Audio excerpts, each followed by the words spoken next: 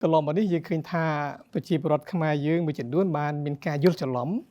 អំពីនយោបាយនៃការមានការងារធ្វើនិងអត់ការងារធ្វើហើយធ្វើការជជែកវែងញែកនៅក្នុងសង្គម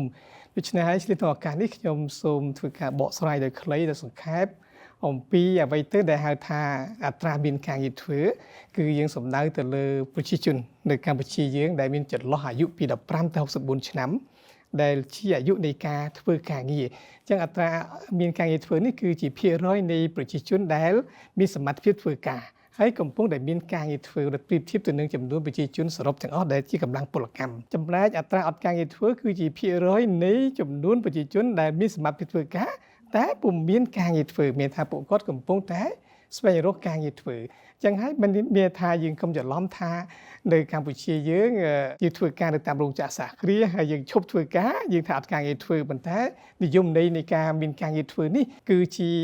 និយមន័យមួយដ៏សំខាន់ដែលយោងទៅលើការកំណត់បញ្ញត្តិរបស់អង្គការពលកម្មអន្តរជាតិ ILO ក៏ដូចជានិយមន័យនៃក្រសួងផែនការយើងដែលបានកំណត់ថាអ្នកមានការងារធ្វើគឺជាអ្នកដែលចូលរួមសកម្មភាពធ្វើការផលិតផលចម្រុះទាំងធ្វើការឲ្យយោជកយ៉ាងថាសេដ្ឋកិច្ចក្នុងប្រព័ន្ធ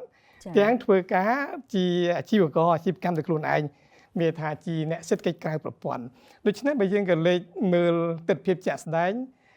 អ្នកដែលធ្វើការរកចំណូលដោយខ្លួនឯងក៏យើងចាត់ទុកគេមានការងារធ្វើដែរអ្នកដែលធ្វើការក្នុងមួយថ្ងៃ1ម៉ោងនៅ7ថ្ងៃចុងក្រោយនៃការធ្វើការជម្រឿនក៏យើងចាត់ទុកជាការមានធ្វើដែរដូច្នេះនៅកម្ពុជាយើងមានវប្បធម៌យឺតព្រោះថា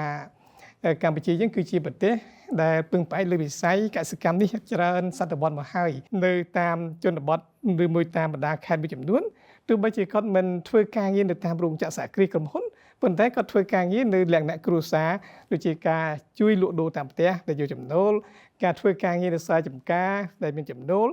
ការធ្វើការងារផ្សេងៗទៀតដែលមានចំណូលក៏ចាត់ទុកជាអ្នកមានការងារធ្វើដែរចំណែកអនុភាពការងារនេះយើងឃើញមានបញ្ហាប្រឈមទៅកើតឡើងនៅកម្ពុជាយើងជាពិសេស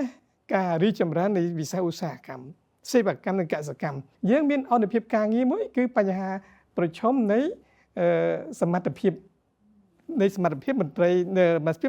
កម្មករយោជិតរបស់យើងចំណេះជំនាញយើងហៅថាការទទួលបាននូវជំនាញដែលនេះជាគោលនយោបាយរបស់រដ្ឋាភិបាលយើងនៅក្នុងការជួយធ្វើយ៉ាងណាបង្កើតធនធានមនុស្សដើម្បីឆ្លើយតបទៅនឹងតម្រូវការទីផ្សារឧទាហរណ៍ថាបើសិនជាក្រុមហ៊ុនជប៉ុនគាត់ចង់ដំឡើងរោងចក្រអេឡិចត្រូនិកនៅកម្ពុជាមួយសួរថាតើនៅកម្ពុជាមានកម្លាំងពលកម្មជំនាញសម្រាប់ចូលរោងចក្រហើយឬនៅនេះជាបញ្ហាមួយដែលយើងគិតអញ្ចឹងហើយបានជានៅក្នុងច្បាប់ការងារយើងក៏យើងបើកលទ្ធភាពឲ្យមានការប្រើប្រាស់កម្លាំងពលកម្មបរទេសក្នុងចំនួនកម្រិតមួយតូចបំផុតយើងត្រូវការស្រូបយកកម្លាំងពលកម្មក្នុងស្រុកយើងហើយយើងត្រូវការបណ្ដុះបណ្ដាលជំនាញមែនទែនដែលយើងត្រូវការបច្ចេកវិទ្យាក៏ដូចជាអ្នកជំនាញឯកទេសផ្សេងៗចូលទៅក្នុងរោងចក្រសហគ្រាសក្រុមហ៊ុនដើម្បីផ្ដល់នូវកម្លាំងពលកម្មអញ្ចឹងហើយបានជាទាំងក្រសួងការងារក៏ដូចជាភាគីពាក់ព័ន្ធទាំងមូលនិធិអភិវឌ្ឍ skill ជំនាញក៏យើងដុតដៃដុតជើងរួមគ្នាក្នុងការបណ្ដុះបណ្ដាលជំនាញនេះដល់យុវជនយើងដើម្បីឆ្លើយតបទៅនឹងតម្រូវការទីផ្សារនាពេលបច្ចុប្បន្ននេះ